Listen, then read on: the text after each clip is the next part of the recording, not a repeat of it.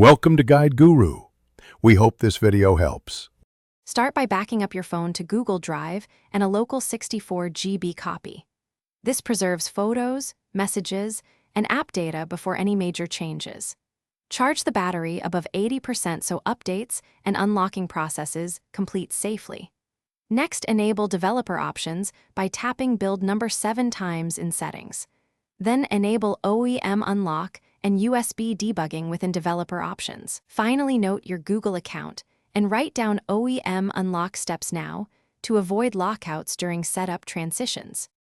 Install a third-party launcher and pick a 16:9 wallpaper ratio for sharp home screens. Apply a custom icon pack and change DPI to 400 for denser layouts and more icons per row. Create folders and assign gestures so you can open key apps with one swipe.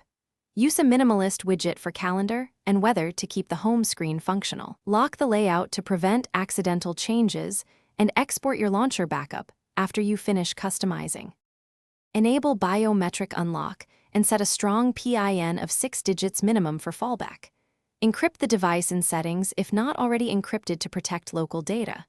Turn on Find My Device and add a backup contact so you can remotely locate or wipe the phone.